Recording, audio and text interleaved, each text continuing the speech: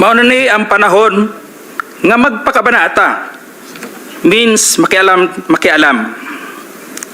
Lisod maging witness rata o maging innocent bystander. Maangol gyapon ta o maging casualty tayo. Gipasabot nako sa iya ha. I have to explain to her. Kailangan naay mo barog sa kamatuoran. There must be someone to rise up to the occasion. I told her that I have the moral obligation and a call of duty to uphold as police officer. In the eyes of God and in the soul of man, I have to say this, even God was betrayed 3 times. But this time, I have to say this, I don't want to betray our beloved country, our fellow Filipinos, and to God Almighty. I don't want to discredit the men and women of the Philippine National Police, the institution where I belong. I don't want to destroy my beloved alma mater, the Philippine National Police Academy, who molded me with moral values to speak for the truth that I owe, and it's time to give it back the honor and respect. Your Honor, allow me to read my affidavit. What motivated you to speak before this committee? The time, Your Honor, I was insulted and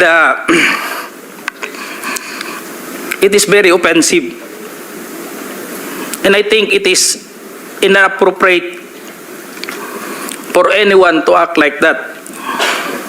So meaning you feel that you are being coached to make that statement?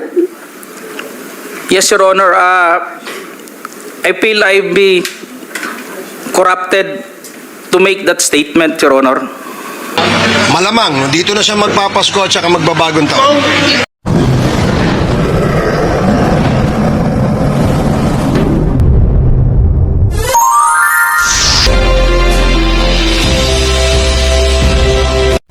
Hello mga kababayan, kumusta po tayong lahat? Nangangamoy na yung Pasko. But before anything else, gusto ko lang bumati sa ating mga kababayan dyan sa Pilipinas at doon sa mga kasamahan kong OFW saan mga kayo anig ng mundo. Bali sa ngayon mga kaibigan, itong background ko, nandito ako ngayon sa Oman, Muscat, Oman, dito sa airport nila. Bali inaabot kami dito ng madaling araw. So dito na ako umaga. So sinamantala ko na. Ngayon, ang video na ito ay pag-uusapan natin yung tungkol sa issue ng House of Representatives. Ito yung tungkol kay, kung maalala nyo, si Colonel Hector Gajeldo. Ito si Colonel Hector Gajeldo, bali ito yung official ng pulis na nagkaroon ng statement doon sa hearing sa Senado noong October 28, yung subcommittee ng on the Philippine War on Illegal Drugs.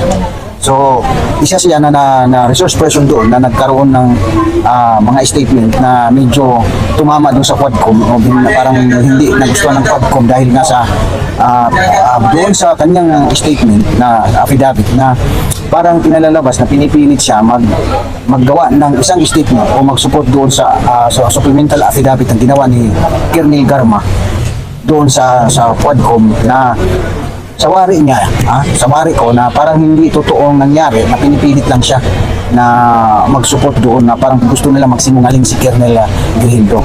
So, alam niyo mga kaibigan, pagkatapos niya doon sa Senate hearing, so alam na niya, nahulaan na niya na pag may merong hindi magandang mangyayari sa kanya, pero ang sabi nga niya is kailangan na niya tumindig para sa katotohanan, para lumabas sa katotohanan at panindigan niya yung tama. So, ito na nga mga kababayan, dahil nga hindi na siya paulit-ulit na iniimbita siya doon sa Quadcom hearing, hindi siya nag-attend. So, inisyon siya ng contempt. Kinontempt siya, sinayin contempt hanggang sa nagkaroon ng order of arrest sa kanya ng Quadcom. So, nagkataon lang nung mga nakarang araw, na hospital siya, nagpa-opera siya sa shoulder na, kaya hindi siya nung. Pero nung December 14, kailan lang, so hinuli na siya ng Sergeant at Arms at nakadetain siya dito ngayon sa detention facility ng Congress. So ito yung masaklap mga kaibigan dahil nga mamaya i-play ko sa inyo yung video clip na interview kay Congressman Ace Barbers na parang doon siya magpapasko at mag-New Year. At hindi lang yun mga kaibigan, kung tama yung pagkakaintindi ko sa interview kay Congressman Ace Barbers, mukhang hindi matatanggal ang contempt order sa kanya hanggat hindi terminate ang Quadcom hearing. So ito yung malupit o masaklap na parang talagang hindi na masasabi na talagang pinersonal nila si Colonel Grado. Dahil nga alam mo yung bakit na parang in special talaga na talagang tinumbok siya. Dahil nga yung iba na inisyon nila ng contempt orders ay dahil na sa spirit ng Pasko, tinanggal nila yung contempt orders nila. So, ito si Colonel Grado, talagang ang sabi ni, kung di ako nagkakamali, ang sabi ni Ace Barbers na magpapatuloy ito hanggat hindi na-terminate ang Quadcom hearing. Panoorin po natin ang interview kay Congressman Ace Barbers, kaibigan.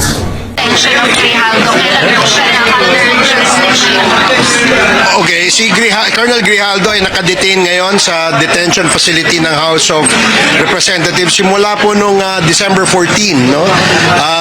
We asked the assistance of the Philippine National Police at saka ang ating House Sergeant at Arms, no, to implement the contempt order and arrest and detain, no, si Colonel Grijaldo since December 14 pa siya nandito.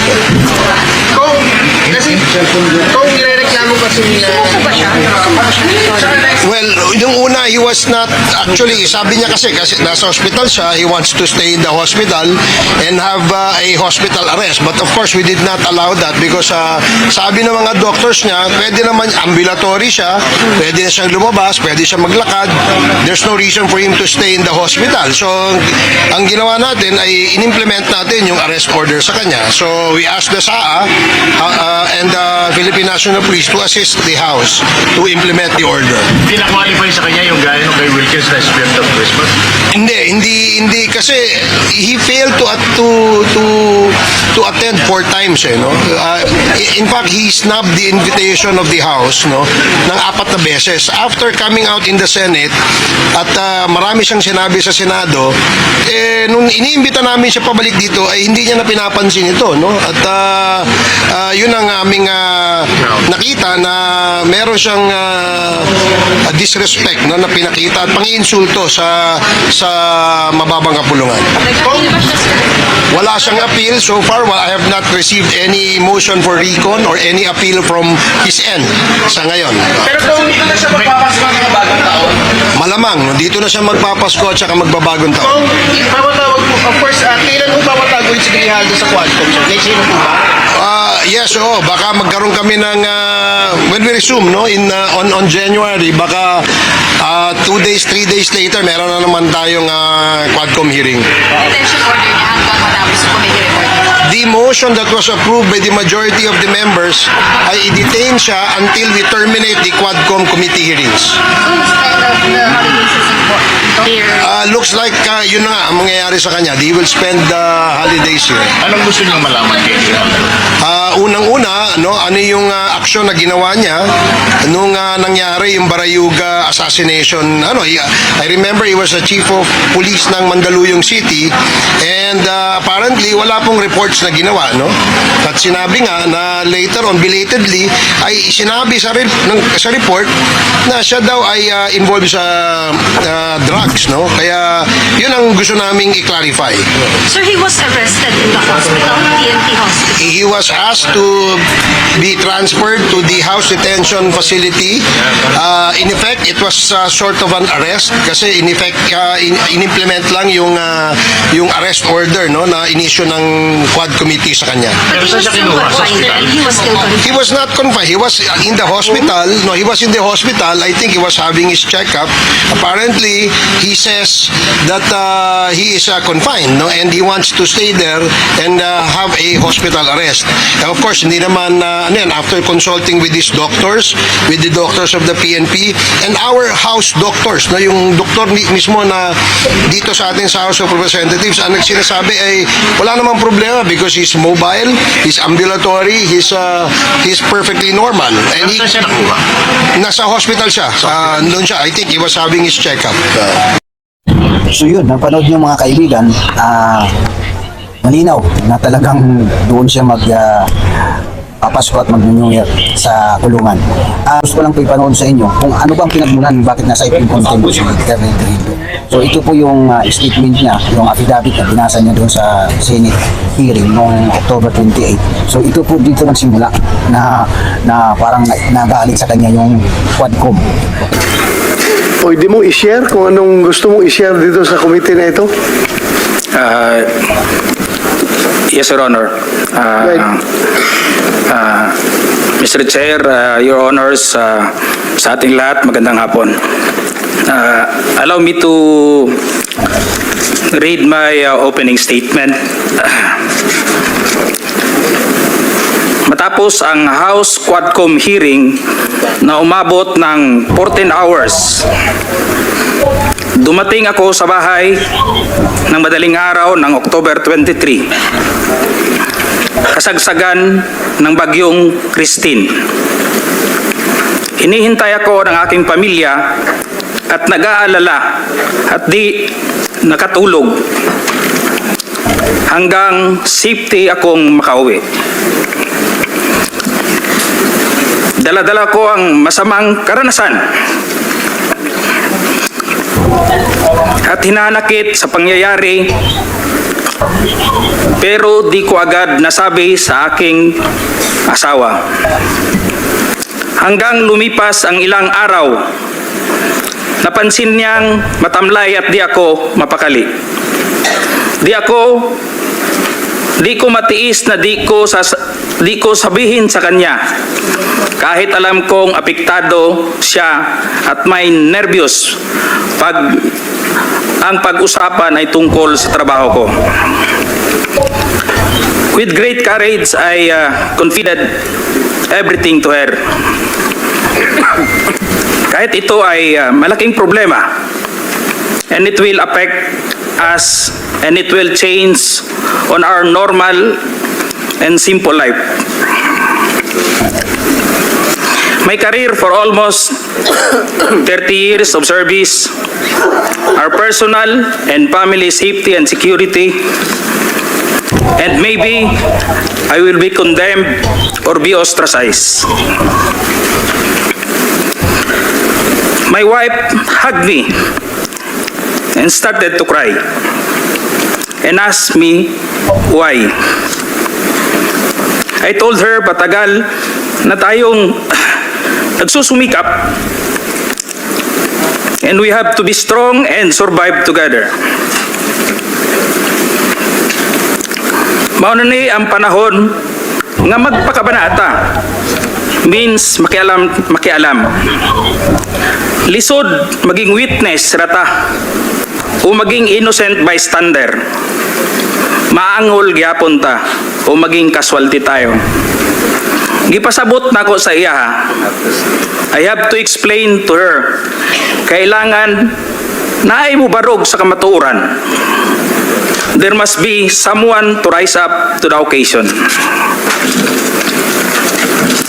I told her that I have the moral obligation and a call of duty to uphold as police officer. In the eyes of God and in the soul of man, I have to say this, even God was betrayed 3 times. But this time, I have to say this, I don't want to betray our beloved country, our fellow Filipinos, and to God Almighty. I don't want to discredit the men and women of the Philippine National Police, the institution where I belong. I don't want to destroy my beloved alma mater, the Philippine National Police Academy, who molded me with moral values to speak for the truth that I owe, and it's time to get it back, the honor and respect. Your Honor, allow me to read my affidavit. Allow me to read, Your Honors, my affidavit. I, Police Colonel Hector U. Grijaldo, third level officer, presently assigned at Personal Holding Administrative Unit, Camp Crame, Quezon City, after duly sworn to, under oath and in accordance with law, do hereby depose and states that I've been dedicated to public service for almost 30 years. And since I took my oath as cadet on June 1, 1995, on October 16, 2024, I was again invited as a resource person in the 9th Joint Public Hearing of Committees on Dangerous Drug, Public Order, Safety and Human Rights, and Public Accounts of the House of Representatives scheduled on October 22, 2024 at 9:30 a.m.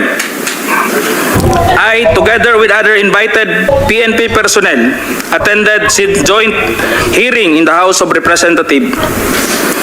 After I answered questions related to extrajudicial killings and the reward system, I was approached by a security personnel while I was seated in one of the witnesses during the hearing. The said person told me that I was summoned by Congressman Dan Fernandez. I went out of the room with the security personnel. When we were outside, he told me to go to the left corridor and proceed straight to the end room. While walking, I saw other witnesses who were standing in the corridor, including my classmate, Major Portalesa and Captain Anova, who was wearing a PNP uniform, and the latter acknowledged me by saluting. When I entered the room, I saw two lawyers of Police Colonel Garma standing inside the room. One of the lawyers approached me and then asked me what we are going to talk about. I said I do not know. After a while, Kong Dan Fernandez entered the room and he asked me to sit beside him on his right side. And then Kong Abante entered the room, sat far end of the chair on the right. One of the lawyers of Police Karma stood near at my back.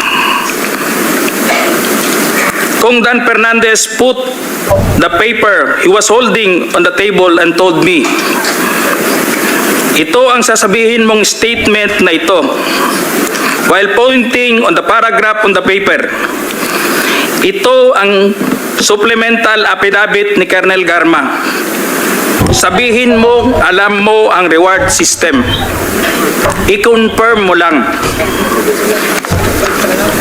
Kong Dan told me to read the said affidavit. However, I asked the copy of affidavit he was showing to me to read it. He did not give it to me. The lawyer of Police Colonel Garma said, "Ikaw lang ang pwedeng magsabi niyan," sabi ni Colonel Garma. I was puzzled and I asked myself, why me? I respectfully told him that I cannot confirm. They are saying as I have not read the affidavit. We went silent for a while. And then Kong Dan Fernandez said, while holding the affidavit, "Saan ka pwede?" "Dito, noong 1999, about DDS. Alam mo to, pulis ka na sa Davao nito."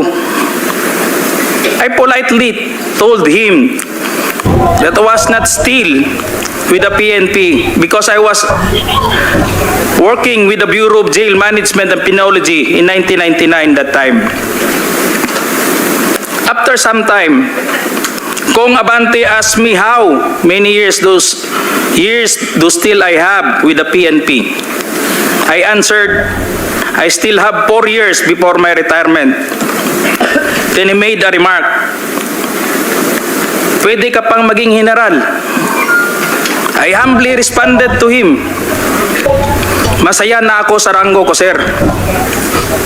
Pagkatapos nito, sir, uuwi na lang ako at magtatanim na lang ako ng kamote sa amin. The cordial conversation between us continued, and I felt that they wanted me to convince me to do what they wanted me to do. Then Kong Abante asked me where I serve as a chief of police, to which I answered, Mandaluyong City Police Station, sir. Kong Abante then persuaded me by saying, ikaw naman, Colonel, ganito na lang, alangan namang walang insidente o pangyayari sa panahon na yon. I answered, and I served as a COP in Mandaluyong during the COVID-19 pandemic, and there were less crime committed, and we did not receive any reward from anyone. I added that we only received funds, additional MOA or support fund from the Peace and Order Fund of the LGU. I then respectfully told Kong Dan Fernandez that anybody can debunk my statement if I confirm the testimony of Colonel Garma about the DDS in 1999, since I was not a member of PNP at the time. And I have no personal knowledge as to the reward system. Additionally, I said, the work of the policemen are noble and requires great sacrifice, even without the reward or award. It is our moral obligation and a call of duty to serve our country and people. Then Kong Dan asked me, si Colonel Garma, anong masabi mo sa kanya sa Barayuga?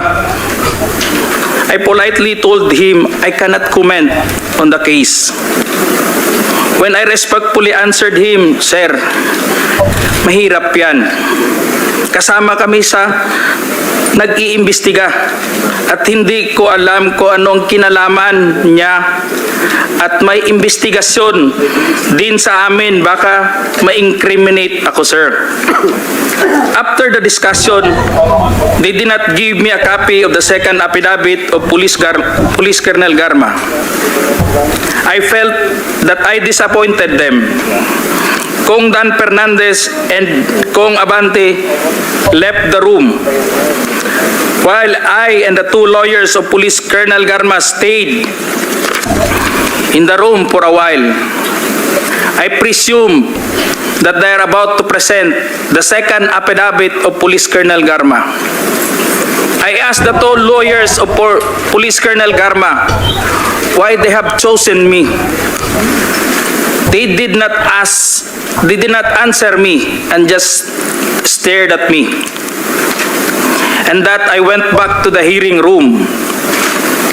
When I went back to the hearing room, I immediately called the attention of Police Colonel Lito Patay, who were sitting behind the witness table. We proceeded at the back of the lobby area when they suspended the hearing. I confided and discussed to him what happened in the room with Kong Dan Fernandez and Kong Abante and the two lawyers of Police Colonel Garma. That's all, Mr. Chair. Thank you, Colonel Grijaldo. What motivated you to speak before this committee?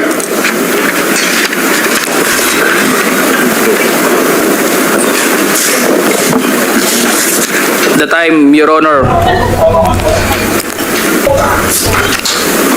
I was insulted and it is very offensive, and I think it is inappropriate for anyone to act like that. So meaning you feel that you are being coached to make that statement? Yes, Your Honor. I feel I've been corrupted to make that statement, Your Honor.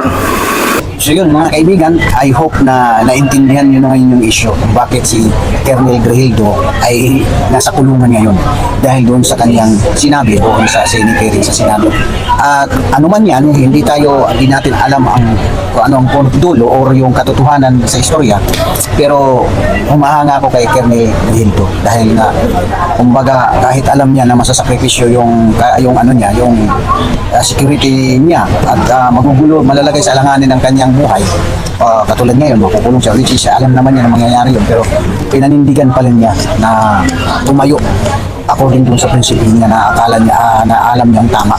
So, kayo na lang po bahala mag-isip kung mag-balansi kung anong tama at mali. Pero, ay salute to you, Colonel Grihildo, sa ginawa mo. Isa kang tunay na Pilipino, isa kang tunay na pulis ng ating bayan.